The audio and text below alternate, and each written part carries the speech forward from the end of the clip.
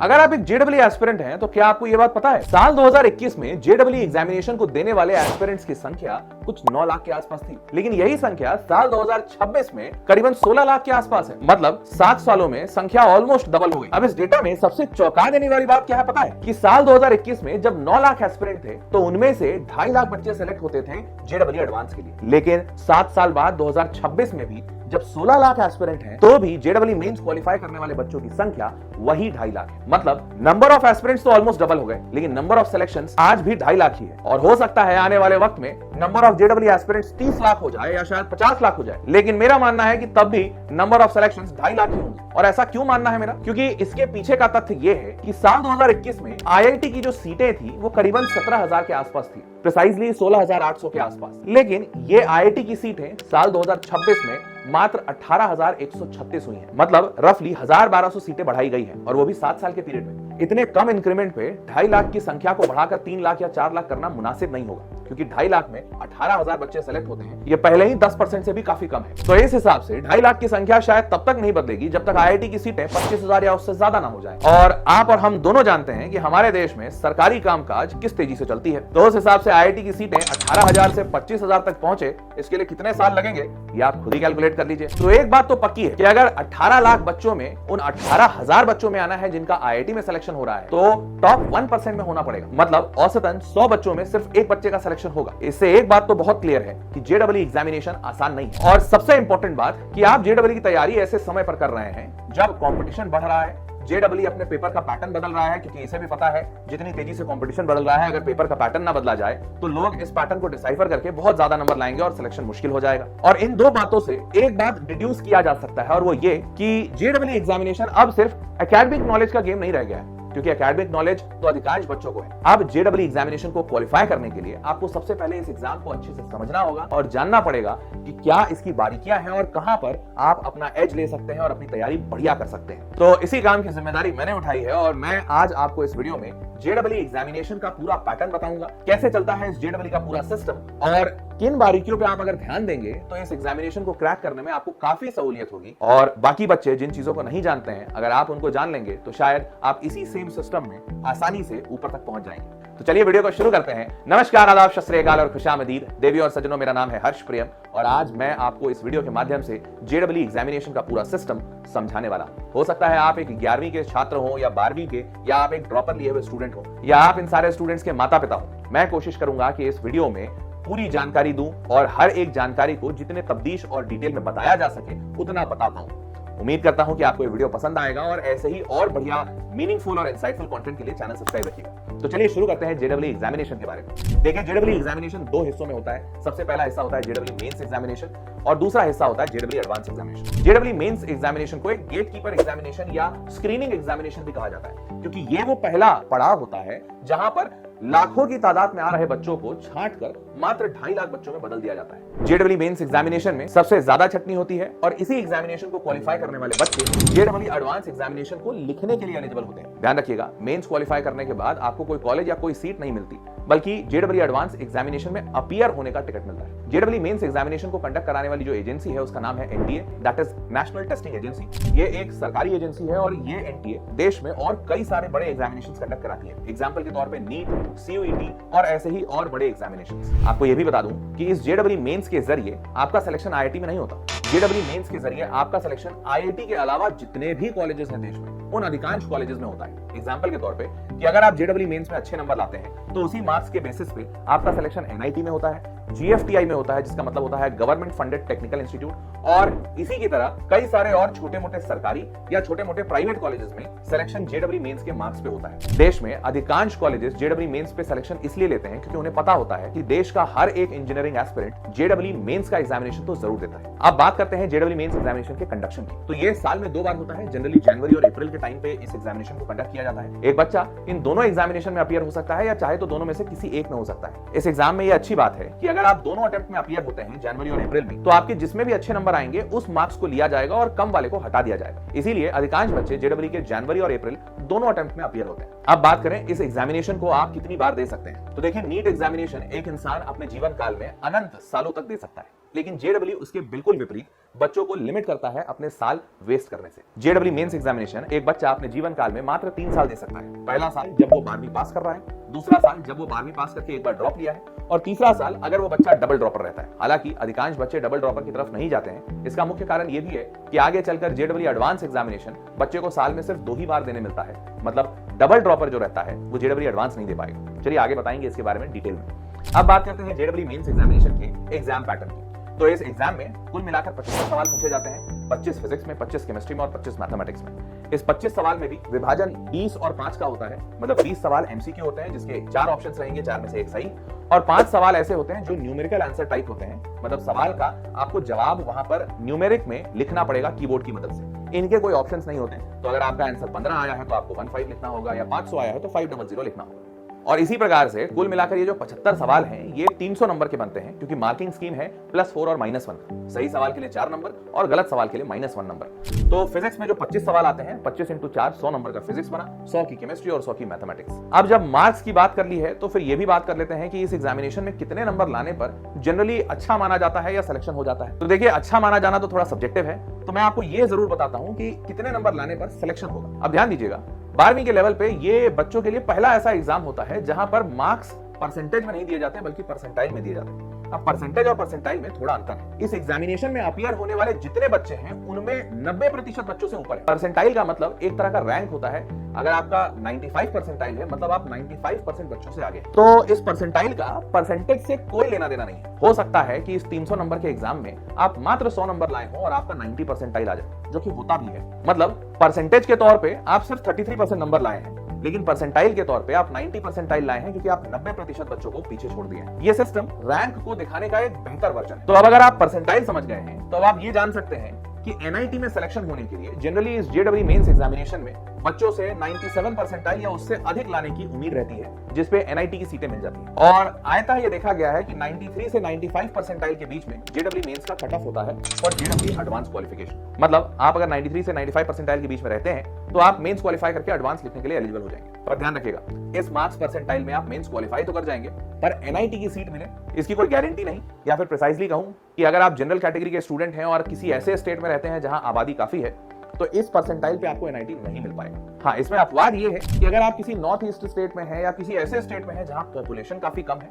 तो आप वहां का होम स्टेट कोटा यूज करके काफी पीछे रैंक तक एनआईटी की सीट पा सकते हैं। एग्जाम्पल के तौर पे अगर कोई बच्चा मेघालय का होता है जिसने अपनी 12वीं मेघालय से कंप्लीट की है, तो उसे मेघालय का स्टेट कोटा मिलता है, और इस वजह से कई बार वो बच्चा एनआईटी मेघालय जैसी सीट मात्र 10 या 20 परसेंटाइल पे भी हासिल कर जाता है। सोचिए, जहां देश में 97 परसेंटाइल से ऊपर वालों को एनआईटी मिल रहा है, एनआईटी मेघालय या एनआईटी नागालैंड या सिक्किम, ऐसे एनआईटीज में होम स्टेट कोटा लगाने पे बच्चों को 40-50 परसेंटाइल पे भी एनआईटी मिल जाता है। और इसी कट ऑफ सिस्टम का दूसरा अपवाद ये है कि अगर आप किसी कैटेगरी में हैं, मतलब अगर आप जनरल नहीं हैं, आप ओबीसी हैं, एससी हैं, एसटी हैं या पीडब्ल्यूडी हैं या फीमेल कोटा है, तो आप थोड़े पीछे मार्क्स तक एनआईटी की सीट का स्वाद ले सकते हैं। अब बात करते हैं कि इतने परसेंटाइल पे आने के लिए नंबर कितने लाने पड़ेंगे।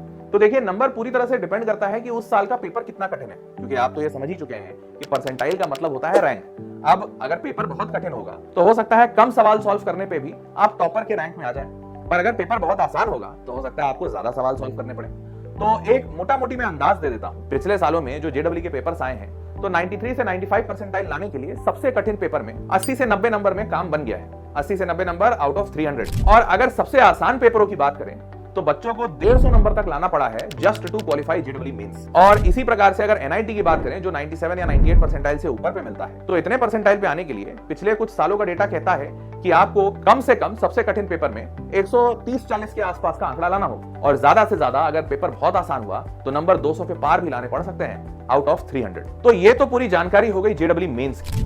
अब मानते हैं कि आपने पूरी मेहनत की और मेहनत करके जेडब्ल्यू मेंस क्वालिफाई कर लिया।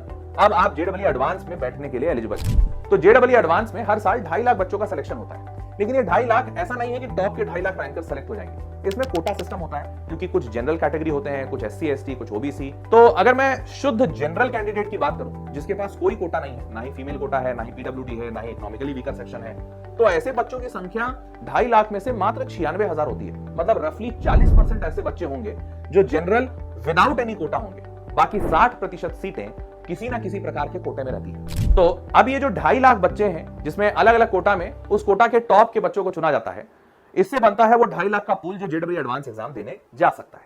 लेकिन विडंबना देखिए कि ये 2.5 लाख बच्चे जो एग्जामिनेशन देने के लिए एलिजिबल होते हैं, हर साल ये 2.5 लाख एग्जामिनेशन सेंटर पहुंचते ही नहीं। मतलब एग्जामिनेशन देने के दिन इस 2.5 लाख में से अक्सर 2 लाख या उससे कम का आंकड़ा एग्जामिनेशन सेंटर पे पहुंचता है। मतलब बचे हुए 50 से 70 हजार बच्चे एग्जामिनेशन देने ही नहीं पहुंचते। और इसका मुख्य कारण ये है कि वो 50 से 70 हजार बच्चे इस एग्जामिनेशन से इतने भयभीत रहते हैं कि वो पहले ही मैदान छोड़कर भाग चुके होते हैं और वो विश्वास कर लेते हैं कि मेरा सिलेक्शन एडवांस जैसे कठिन एग्जाम में नहीं हो पाएगा। हो सकता है आप ये सोच रहे हो कि इतना भी क्या बिसात इस एग्जामिनेशन की कि बच्चे एग्जाम सेंटर ही नहीं पहुंचते। तो आपको बता दूं कि जेडब्ल्यू एडवांस एग्जामिनेशन सिर्फ मानसिक तौर पे कठिन एग्जाम नहीं है, बल्कि शारीरिक तौर पे भी बहुत कठिन एग्जाम है। मतलब जेडब्ल्यू एडवांस एग्जामिनेशन मेंस की तरह सिर्फ 3 घंटे में नहीं होता, बल्कि जेडब्ल्यू एडवांस में 3 घंटे के 2 पेपर होते हैं जो दोनों सेम डे पे लिखने होते हैं। बच्चा एक दिन में 6 घंटे का पेपर देता है और इस दोनों 3-3 घंटे के पेपर के बीच में सिर्फ 2 घंटे का ब्रेक रहता है। अब आयता एग्जामिनेशन के सेंटर घरों से काफी दूर रहते हैं, तो इस 2 घंटे के अंतराल में वो बच्चा आराम भी नहीं कर पाता। मतलब समझा यह जा सकता है कि एक बच्चा जेडब्ल्यू एडवांस एग्जामिनेशन के दिन 8 घंटे पूरी तरह से एक्टिव होना चाहिए, ऐसी उम्मीद रहती है एडवांस एग्जाम की। तो आपको बता दूं कि ये सुनने में जितना भी सिंपल लग रहा हो, एक बार 3 घंटे के एग्जामिनेशन देने के बाद अगर आप आराम नहीं करते हैं तो अगला 3 घंटे के एग्जामिनेशन में ज्यादा चांसेस है कि आपको नींद आएगी, या अगर नींद नहीं भी आ रही है तो आपकी ब्रेन की प्रोडक्टिविटी काफी कम हो जाती है। तो ये तो थी शारीरिक थकान। अब बात करते हैं मानसिक थकान। तो ये जो 6 घंटे का पेपर होता है ये 360 नंबर का होता है। पहले 3 घंटे का पेपर 180, दूसरे 3 घंटे का पेपर 180। और पहले 3 घंटे के पेपर में भी फिजिक्स केमिस्ट्री मैथ्स ही पूछते हैं और दूसरे में भी वही फिजिक्स केमिस्ट्री मैथ्स। और इसका अर्थ ये होता है कि पहले 3 घंटे के पेपर में जो फिजिक्स केमिस्ट्री मैथ्स 180 नंबर का है, उसमें फिजिक्स 60, केमिस्ट्री 60 और मैथमेटिक्स 60। अब ध्यान से समझिए कि जेडब्ल्यू मेंस एग्जामिनेशन को क्वालिफाई करने वाले बच्चे मात्र 2.5 लाख होते हैं। वैसे ही जेडब्ल्यू एडवांस में भी एक क्वालिफिकेशन होता है जिसमें हर साल करीबन 50,000 के आसपास बच्चे सेलेक्ट होते हैं। इन 2.5 लाख में से इन 50,000 को जो सेलेक्ट करना होता है, उसके लिए जो पिछले सालों का आंकड़ा बताता है वो ये कहता है कि बच्चों को जो मार्क्स चाहिए वो करीबन 120 के आसपास या उससे कुछ कम होते हैं। मतलब मात्र 1/3 मार्क्स, 33% मार्क्स पे टॉप के 50,000 बच्चे सेलेक्ट हो जाते हैं। अब सोच के देखिए कि एग्जाम कितना कठिन होगा कि जिस एग्जाम को 15-20 लाख बच्चे जेडब्ल्यू मेंस के टाइम पे लिखते हैं, उस 15-20 लाख में से सेलेक्ट होते और ये जो टॉप के 50,000 बच्चे हैं जो पूरे देश के टॉपर हैं, इन बच्चों को भी मात्र जेडब्ल्यू एडवांस में सिर्फ 1/3 मार्क्स हासिल हो रहे हैं। मतलब एडवांस एग्जामिनेशन कितना कठिन होगा कि इतने टॉपर बच्चे भी इस एग्जामिनेशन के सवाल को 100% छोड़िए 80% में नहीं बना पा रहे। तो आप महज सिर्फ इस तथ्य से समझ पा रहे होंगे कि जेडब्ल्यू एडवांस की विशालता और विकरालता कैसी है कि 360 नंबर के पेपर में 120 नंबर लाने पर भी एडवांस सिलेक्शन हो जाएगा। लेकिन ध्यान दीजिएगा, एडवांस का सिलेक्शन का मतलब आईआईटी की सिलेक्शन नहीं होती, क्योंकि मैंने आपको बताया आईआईटीज में सीट करीबन 18,000 के आसपास है और एडवांस में सिलेक्टेड तो करीबन 50,000 बच्चे होते हैं। तो यहां से भी अभी और लंबा रास्ता है आईआईटीज तक पहुंचने का, और वो रास्ता है इन 50,000 में भी टॉप के 18,000 बच्चों में आने का, जिसके बाद आपको आईआईटी की सीट मिलती है। तो अब आप जानना चाहते होंगे कि फिर आईआईटी की सीट कब मिलेगी, कितने मार्क्स पे मिलेगी, कितने परसेंटाइल पे मिलेगी। तो देखिए, जेडब्ल्यू एडवांस में परसेंटाइल का सिस्टम नहीं चलता। जेडब्ल्यू एडवांस में शुद्ध रैंकिंग का सिस्टम चलता है। और आपको बता दूं, आईआईटीज में कुछ 18,000 सीटें हैं, पर जनरल कैंडिडेट के जो बच्चे होते हैं, आयता उनको 25 से 30,000 रैंक के बीच तक में आखिरी की आईआईटी और आखिरी की सीट मिल जाती है। टॉप की आईआईटीज में जाने के लिए आपका रैंक अच्छा होना जरूरी है। और अगर बात करें कि इन टॉप 25,000 रैंक में अगर आना है तो इसके लिए हर साल मार्क्स अलग अलग लाने होते हैं, डिपेंड करता है कि कितना टफ पेपर आया है। लेकिन अगर पिछले सालों की कुछ बात करें तो कम से कम 120 और ज्यादा से ज्यादा 160-70 तक नंबर लाने पड़े हैं इस 25,000 रैंक तक पहुंचने के लिए। हाँ, अगर टॉपर्स की बात करें तो टॉपर्स कई साल ऐसा भी हुआ है कि 360 में 360 ले आए हो, कई साल ऐसा भी हुआ है कि 360 में मात्र टॉपर्स 300 या 350 नंबर पे रुक गए। तो ये पूरा डिपेंड करता है कि पेपर उस साल कितना कठिन बनाया गया है। अब बात करते हैं सिलेबस कवरेज की और वेटेज की। तो देखिए, इतने बड़े एग्जामिनेशन को क्वालिफाई करने के लिए आपको काफी कुछ पढ़ना होगा, ये तो अनिवार्य है। लेकिन अच्छी बात यह है कि सीबीएसई या किसी बोर्ड एग्जामिनेशन की तरह इस एग्जामिनेशन में 100% सिलेबस से सारे सवाल पूछे जाए ऐसा नहीं होता। आयता ये देखा गया है कि इस एग्जामिनेशन में कुछ ऐसे टॉपिक्स होते हैं जो एग्जामिनेशन के फेवरेट होते हैं और उन टॉपिक्स से अक्सर सवाल ज्यादा पूछे जाते हैं, और उसी के विपरीत कुछ ऐसे टॉपिक्स होते हैं जिनसे ना के बराबर सवाल पूछे जाते हैं। हालांकि जेडब्ल्यू मेंस एग्जामिनेशन में 11वीं और 12वीं के सिलेबस का ऑलमोस्ट बराबर विभाजन होता है और दोनों से बराबर मात्रा में सवाल पूछे जाते हैं। लेकिन 11वीं और 12वीं में भी कुछ ऐसे टॉपिक्स होते हैं जिनसे ज्यादा सवाल पूछे जाते हैं और किसी से कम। तो अक्सर बच्चों को यह सजेस्ट किया जाता है कि जब वो जेडब्ल्यू की तैयारी शुरू कर रहे हैं, मतलब 11वीं में, तब वो पूरी पढ़ाई करें। लेकिन जैसे जैसे वो 12वीं के करीब आने लगते हैं और अक्टूबर-नवंबर का समय आने लगता है, जब उनका एग्जामिनेशन बिल्कुल नजदीक होता है, तो अक्सर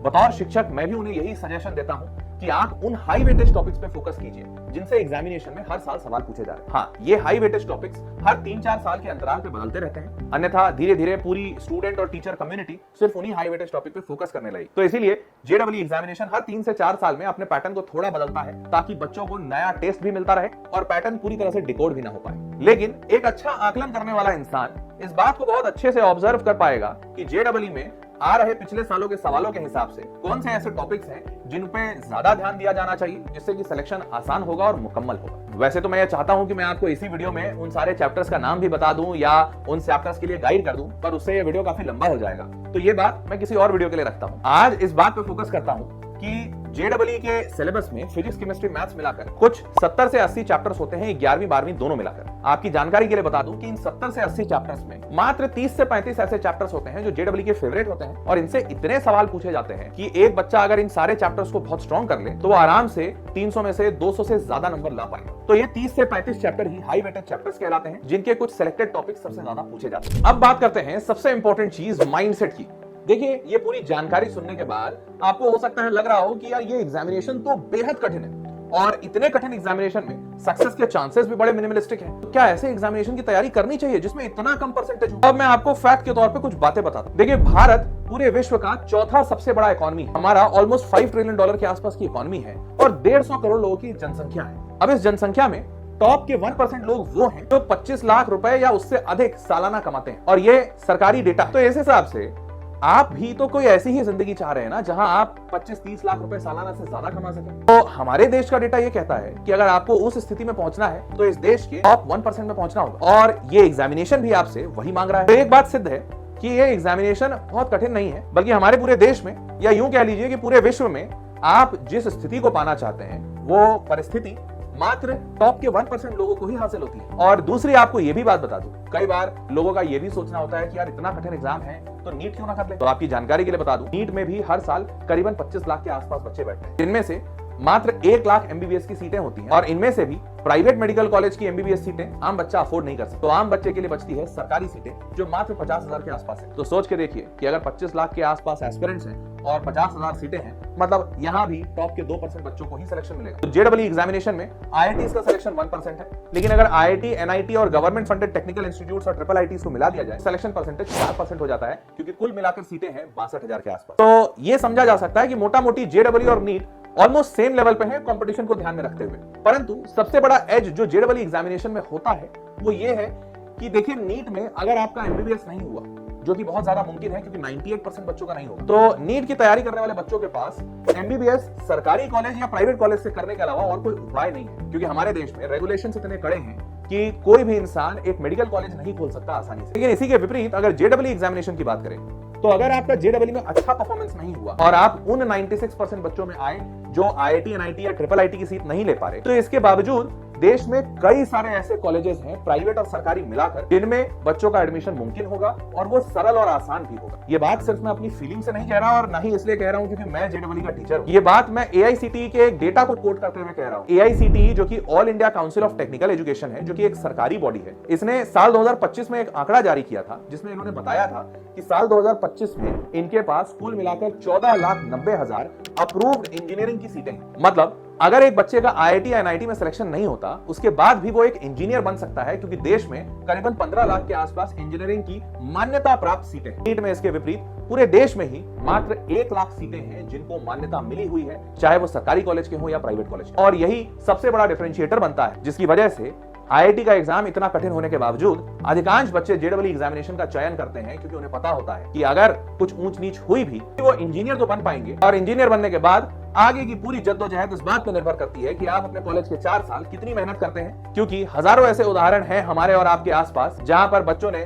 बड़े छोटे कॉलेज से, बड़े निम्न वर्ग के कॉलेज से भी ऐसे अच्छे पैकेजेस और ऐसे अच्छे उपलब्धियां हासिल की हैं कि देश और दुनिया दोनों ही उनको सलाम करते हैं। तो ध्यान रखिएगा कि आप अगर जेडब्ल्यू एग्जामिनेशन की तैयारी कर रहे हैं तो ये एग्जाम अनडाउटेडली बहुत कठिन है, पर साथ ही इस एग्जाम की खूबसूरती ये है कि जो बच्चे बहुत अच्छा नहीं भी कर पाते उनके लिए भी इस एग्जामिनेशन में काफी जगह है। और जेडब्ल्यू एग्जामिनेशन के मार्क्स पे आपको बता दूं, हर राज्य के स्टेट इंजीनियरिंग के कॉलेजेस जो सरकारी होते हैं, उन कॉलेजेस में काफी पीछे रैंकों तक बच्चों को सीट मिलती है। और जो भी बच्चा जिस स्टेट में है, उस स्टेट के कोटा को लगाकर वो बच्चा उस स्टेट में अच्छे इंजीनियरिंग कॉलेजेस में एडमिशन ले सकता है। और सबसे अच्छी बात यह भी है कि स्टेट गवर्नमेंट के इंजीनियरिंग कॉलेजेस काफी किफायती होते हैं और इन कॉलेजेस पे बैंकों का लोन भी बहुत आसानी से मिल जाता है बच्चों को पढ़ाई करने के लिए। तो ओवरऑल अगर आप इंजीनियर बनना चाहते हैं तो अभी भी उम्मीद जिंदा है, और जिंदा से ज्यादा मुझे यह कहना चाहिए कि उम्मीद बुलंद है। और बतौर शिक्षक मैं कहूं तो यह कहना चाहिए कि जेडब्ल्यू की तैयारी कीजिए। अगर आपने सही तरीके से सारी स्ट्रेटेजीज को फॉलो किया तो आईआईटी भी निकलना बहुत मुमकिन है। और ये बात सिर्फ मैं हौसले के लिए नहीं कह रहा, मैं खुद इतने सालों में हजारों की तादाद में बच्चों को आईआईटी तक पहुंचाया है, तो ये बात जानता हूं कि आईआईटी तक पहुंचना इतना भी दुर्गम नहीं है जितना आंकड़े दिखाते हैं। एक सही स्ट्रेटेजी हो और बच्चे की लगन हो तो बच्चा आईआईटी तक का सफर भी आसानी से तय कर लेता है। तो अगर ये सारी बातें सुनने के बाद आपके चेहरे पे मुस्कुराहट है तो मैं ये समझ सकता हूं कि आप आईआईटी को अपना लक्ष्य बनाने के लिए तैयार हैं और इस जेडब्ल्यू एग्जामिनेशन के प्रतिस्पर्धा में उतरने के लिए रेडी हैं। तो अगर आप रेडी हैं तो कुछ बातें आपको बता दूं तैयारी शुरू करने के पहले। देखिए, जेडब्ल्यू का एग्जामिनेशन जिस भी साल आप दे रहे हो, उस साल के ठीक पहले वाले साल में आपका सिलेबस अगर अक्टूबर नवंबर तक कंप्लीट हो जाए तो आप सेफ जोन में रहते हैं, क्योंकि अगर अक्टूबर तक सिलेबस कंप्लीट हो गया है तो नवंबर दिसंबर में आप रिवीजन अच्छे से कर पाएंगे और पूरे जनवरी आप अच्छे से मॉक टेस्ट दे पाएंगे, जिसके बाद जनवरी के लास्ट वीक में आपका जेडब्ल्यू मेंस का पहला अटेम्प्ट होगा। और दूसरी सबसे इंपॉर्टेंट बात, जेडब्ल्यू मेंस एग्जामिनेशन तो आप दे देंगे, पर मेंस एग्जामिनेशन के जरिए एनआईटी या किसी भी और कॉलेज में बैठने के लिए एक काउंसलिंग देनी होती है। ये एनटीए कंडक्ट कराती है, जिस काउंसलिंग का नाम है जोसा काउंसलिंग। ये जोसा काउंसलिंग में रिक्वायरमेंट है कि बच्चे को 12वीं में कम से कम 75% नंबर आने चाहिए 8 सब्जेक्ट के एग्रीगेट मिलाकर। याद रखिएगा, जेडब्ल्यू एग्जामिनेशन में सिर्फ जेडब्ल्यू की पढ़ाई अच्छी करके काम नहीं बनेगा, आपको स्कूल में भी काफी अच्छा होना पड़ेगा और 75% 12वीं के बोर्ड्स में लाना पड़ेंगे, जिससे कि आप काउंसलिंग में बैठ पाए और आगे चलकर आपको आपका मनपसंद सीट मिल जाए। तो ये थी पूरी जानकारी जेडब्ल्यू एग्जामिनेशन के बारे में। उम्मीद करता हूं कि आपको जेडब्ल्यू एग्जामिनेशन के बारे में पहले से ज्यादा जानकारी हुई होगी। अब रास्ते ज्यादा क्लियर दिख रहे होंगे कि किस रास्ते में आगे बढ़ना है और कैसे अपने लक्ष्य को हासिल करना है। मुझसे अगर आप और भी किसी चीज पे वीडियो चाहते हैं तो बेझिझक होकर नीचे कमेंट बॉक्स में लिख दीजिएगा। मुझे बच्चों के कमेंट और माता पिताओं के कमेंट काफी अच्छे लगते हैं और मैं उनका खुले दिल से स्वागत करता हूं और उम्मीद करता हूं कि आप इस चैनल पे सब्सक्राइब रहेंगे और मैं आपके लिए ऐसे ही बढ़िया बढ़िया कंटेंट बनाता रहूंगा। आज का वीडियो यहीं पर विराम देते हैं और मुलाकात करेंगे आपसे अगले सेशन में। तब तक के लिए आप खूब मजे से तैयारी करें, हौसले को बुलंद रखें, जोश बरकरार रखें और अपने लक्ष्य को पाने के लिए तत्पर रहें और वचनबद्ध रहें। इसी के साथ अलविदा लेते हैं, मुलाकात करेंगे अगले सेशन में। तब तक के लिए नमस्कार।